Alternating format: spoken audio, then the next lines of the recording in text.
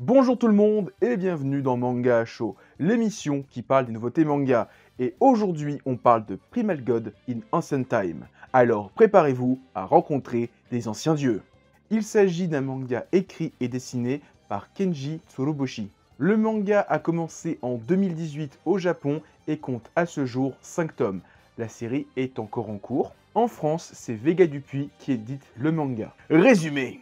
Il y a longtemps, à une époque désormais oubliée, existait la contrée de Wa.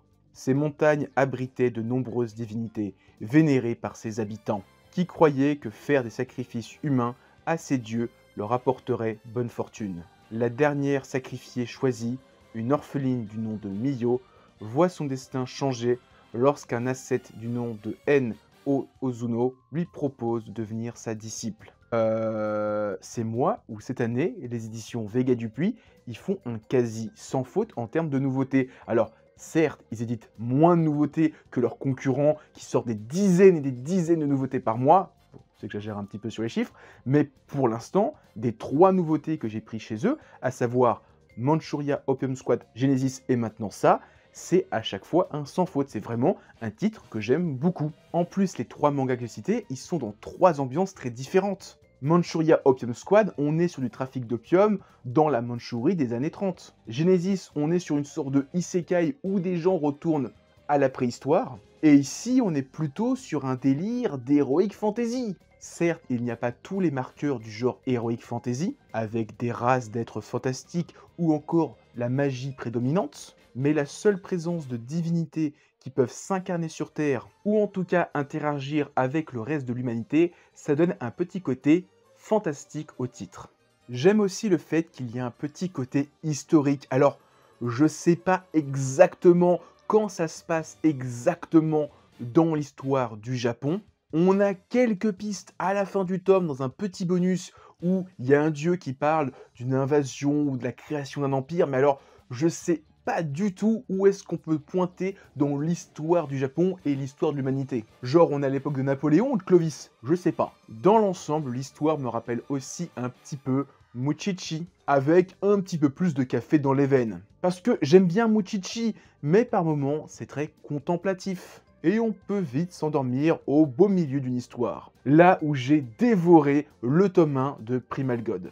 Dernière petite chose, c'est purement personnel, mais ça m'a rappelé un petit peu le roman et donc la série télé American God. Dans ce roman et donc dans la série télé, on voit les divinités de différents panthéons, de différentes mythologies et même d'autres religions se côtoyer et vivre au sein de l'humanité.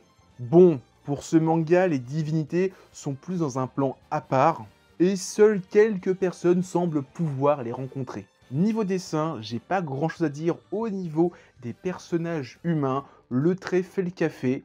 Par contre, pour tout ce qui touche à l'aspect surnaturel et fantastique du titre, comme les divinités ou les créatures folkloriques japonaises, je trouve que l'auteur se lâche. J'aime notamment le passage avec la déesse Sadera no Hime et son éclosion. Il y a quelque chose de vraiment angoissant dans ces pages, et même en général ce côté anthropomorphe un petit peu effrayant, différent des divinités, je trouve que ça a quelque chose de très primitif. On aurait pu être dans la facilité avec des divinités qui ont une apparence humaine, comme un Zeus, un Thor, etc. Mais là on est sur des divinités primitives, donc on est vraiment dans le côté force de la nature et donc les animaux. Il y a un passage qui m'a aussi pas mal chamboulé, c'est l'utilisation du miroir ophidien. Et comment ça a joué un petit peu avec le découpage de l'action. J'espère vraiment que l'auteur fera à nouveau ce genre de choses, parce que vraiment, c'était un passage qui m'a pas mal marqué dans ma lecture. En conclusion, Primal God in Ancient Time, que je vais réduire à Primal God, c'est une bonne surprise. J'attendais pas forcément ce titre, et j'ai adoré. Si vous cherchez un manga entre guillemets historique de l'histoire du Japon et pas forcément une période qu'on a l'habitude de voir comme, je sais pas, la période Sengoku ou la restauration Meiji qu'on a vu dans plein de mangas, eh ben Primal God, on est sur une période, pour l'instant j'arrive pas à la définir, mais en tout cas on n'est pas sur ces périodes-là.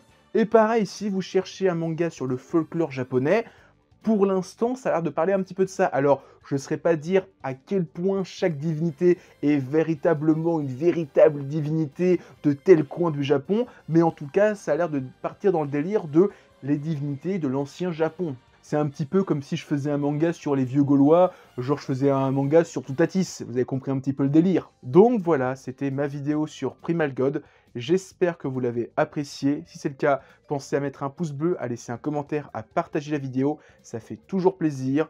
En description, vous avez un lien vers tous mes réseaux, Twitter, Discord, Instagram, TikTok. Et maintenant que j'ai dit tout ça, je vous dis à plus et continuez à lire des mangas. Allez, ciao tout le monde!